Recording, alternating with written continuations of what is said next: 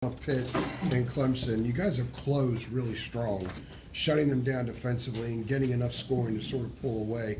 What do you attribute that to with this team having sort of maybe that extra edge or fiber that they have to do that? Well, something that, we've talked about is, in those stretches, down the stretch that, we just, the discipline and the details and, on both ends of the floor, how important it is to tighten the screws and really be on point defensively, getting stops, getting rebounds, defending without fouling.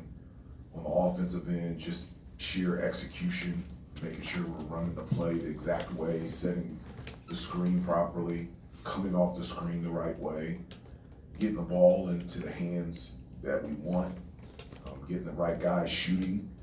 And it's something that we practice, I would say 99% of the time. A part of practice is last 3 minutes of the game.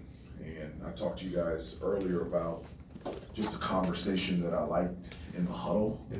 And that was the conversation. It was like, hey, we did this in practice. This is exactly the drill that we did in practice. Okay, so let's get a stop here. We play this game stop, score, stop, and in the huddle they were like, no, let's get a stop, score, stop, or let's get a score, stop, score. And so they're taking what we've been talking about in practice and trying to put it in a game. So they trust the plan, they trust what you're saying. How much do they trust each other? How much is that a part of it, just having total faith that everyone's going to handle their responsibility? So nobody, like in football, there's a term where you kind of cheat a little bit because a guy is not going to handle his responsibility. How much are you seeing this team trust one another, that they know they're going to execute what they have to? I think there's great trust amongst the teammates, and I think it's building every day. The trust on both ends of the floor that I know that my teammate has my back. One of the things I showed them this clip from Kevin Garnett, and it was talking about when he was with the Boston Celtics, and it was Ray Allen and Paul Pierce. And it was after one of their regular season games, and they asked, Kevin Garnett, like, you were so good defensively, talk about how well you played on the defensive end. He says, I was only where I was supposed to be because I knew my teammate was going to be where he was supposed to be. And I showed that to the team. I said, that's what we got to get to. That you got to trust that I'm going to do my job because you know your teammate is going to do his job. Hubert, how does the score, stop, score sort of scenario work? Do you get points for a stop in practice? Can you lay it out for us a little bit? No, I mean, everything that we do in practice is competitive. There's a score, it's timed, the loser runs. I mean, I think everything just has to be competitive. And, we set it up in practice to, practice is supposed to be game-like. And so that, when you get into the game, it's something that not only the actions, but actually the speed at which that translates to when you're out there in a game. And so everything that we do is there is a score, it is a competition, it is timed, and there's a winner and a loser. That moment you were talking about, obviously after that, or during that Clemson game, how often, I guess, in those huddles or in those timeouts, had that been happening this year? Like, how often did they kind of dialogue with each other, like, in games? Well, it's getting better now. I mean, at the beginning of the year, it's, relatively a new group together. And so when I said, hey, I love dialogue, I like to talk, at the beginning of the year, they were just trying to fill me out and just really, does he really want to hear us speak? And I do. And so, the more time that we spent together, the more comfortable they understand that this is what I like. I love that interaction. I love that conversation, that dialogue in the huddle, during the game, in practice, before and after practice. I love communication. I love talking. And that's how you build trust in relationships, by just talking to each other through these situations. Building off of that, talked about this after the Clemson game, but the dialogue down the stretch, was there a game where that kind of, you felt like that clicked for the team, or was it really a more gradual thing? I would say it's a more gradual thing, and gradually I've noticed it getting, I don't want to say better, but them becoming more vocal. I've noticed that. Probably the one that I would say maybe Oklahoma, but the Kentucky game was good as well. But I would say since the Kentucky game, just the level of conversation has grown, not just in the games, but in practices, and it's been really good. First week of December, you talked about you wanted your team to play a lot faster. Do you feel like you've seen that over the last month and a half? I want to play faster. I do. I want to go, whether it's a made or missed basket, the pace at which we transition from defense to offense is, I want it to be real. And I feel like we have the guys to be able to do it. We always talk about living in primary break where you get a layup or a dunk or deep post catch or get fouled, get to the free throw line, or quick open three by our best 3-point shooters. And so that's something that we always look at and talk about our pace, and that's something that we really want to build on throughout the rest of the season. Talking about that, there weren't that many possessions at Clemson, and there were no fast break points. What was going on there? Yeah. Well, I mean, that's one of the things that I was really proud of the guys, because you're not going to be able to get the pace that you want all the time. And so in those situations, you're going to have to make adjustments and tweak and pivot and alter to be able to be successful. So, like the type of games against Pitt and Clemson, two amazing teams, but it was really, a lot of possessions. It wasn't really up and down. I would assume tomorrow night will be a little bit different. And so, again, that goes back to the variety and the level of our non-conference opponents that, we've seen a number of different styles. Kentucky was up and down. And so we've been in different situations. Hubert, when you look at NC State, they just dismantled Virginia over the weekend. What is it that stands out to you about them in this recent strong run of play that they've had? Well, I mean, Coach Keats is just a terrific coach, and defensively, they pick you up, they pressure you, they create steals, they create turnovers, they try to speed you up, they take you out of rhythm from an offensive standpoint, and from an offensive standpoint, like you would love to have a guy that you can just easily throw the ball to, create offense. They have a number of them in the name in Burns and DJ Horn, and so they can score consistently down low in the paint. They can shoot from three. They've got athleticism that can attack the basket, and when you've got DJ Byrne who can score, but he's not a good passer. He is a gifted passer. It proposes a lot of problems for us defensively. We talk a lot about the rivalry with Duke, Hubert, but what does this rivalry with NC State mean to you, and even going back to your time as a player? Yeah, people ask me that question every game to me, and I really mean this, is a rivalry to me. There isn't, okay, here's NC State or here's Duke.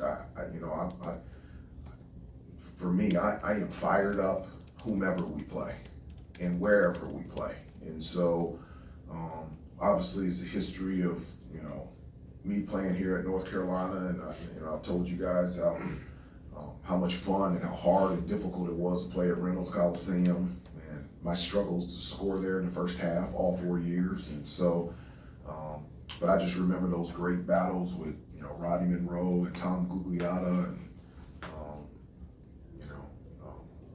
those are fun times. When you were playing and when you were not playing, when you were in TV before you got on the staff here, how did you view the NC State game? A really fun, very competitive game. As a fan, was there a little bit more of an edge to it, or did you kind of see it because you played through them? You just kind of saw them all the same way still. I do. I just always felt that way. Even whatever team that I played for, with the Knicks, I didn't go, ooh, here comes the Chicago Bulls. It could have been the Minnesota Timberwolves. I was just always fired up and ready to go. And so there's never been a change for me. Oh, now I'm going to prepare harder or play harder, or now I'm more upset and determined. It's just, it's really cool and really an honor to compete against NC State and Duke and Virginia and everyone else every year, and so there's really no difference for me. Even though you don't necessarily, practice harder or weigh these games differently as a coach or a player? You know, how significant are they to basketball in this region?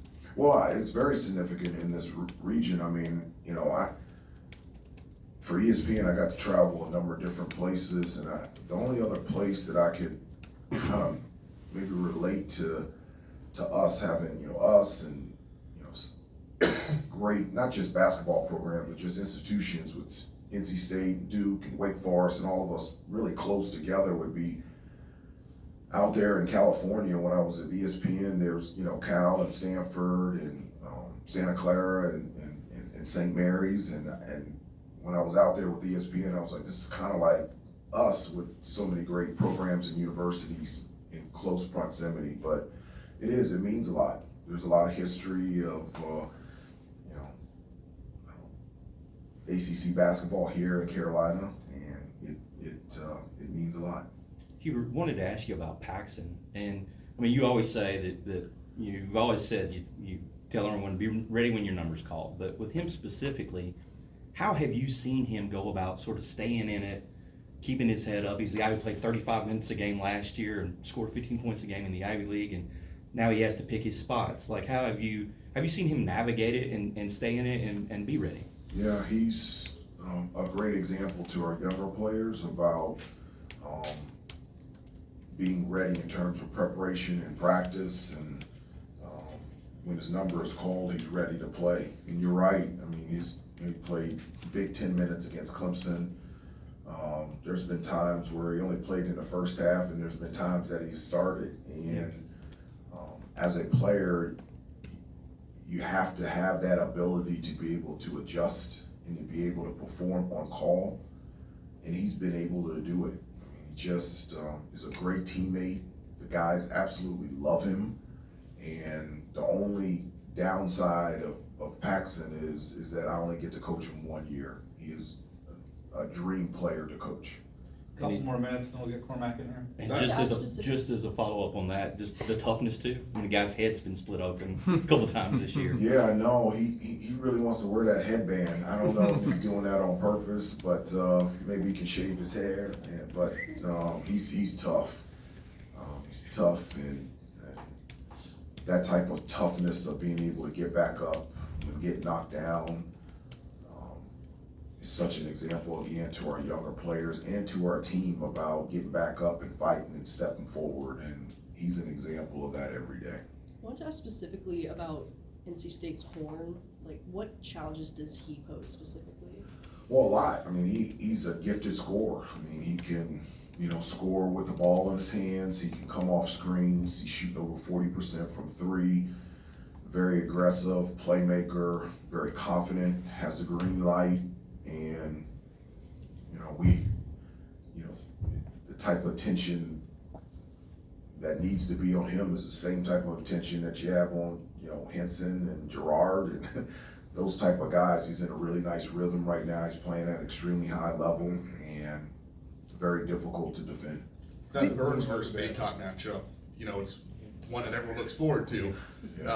Is there someone else on the team that you think could handle Burns this year to give Baycott a rest or some help? I hope. I hope. I don't know how you handle Burns. I don't. I mean, he's really, it's very hard for me to think of a big that skilled that can make difficult shots consistently, but just his passing is just off the chart. And so he just opens up everything for his team, and he gets fouled, gets to the free throw line, gets them into the penalty. And so my hope is that we do have more than just Armando having a chance to be able to compete against him tomorrow. Last one, Jeremiah. Yeah, obviously going back to the state, you know, both of their leading scorers being transfer guys, what makes preparation unique for teams like that where, you know, you see them, you know, every year, sometimes they have the same coach, but the personnel kind of changes so quickly. Like, what makes, I guess, preparation unique in that regard? Well, I mean, it really, you know, now with, you know, like synergy and scouting and, you know, pretty much every game's on TV, you see everybody. And so, yes, there are transfers, but you have a great idea of, you know, their game and what they're doing at their current school and what they have done in their previous school as well. And so, in terms of scouting, there's really no difference. We know guys' tendencies and where they want to go and what they want to do, and our job is to make it difficult and hard for them and hope it works out the best for us. Thank you, Coach.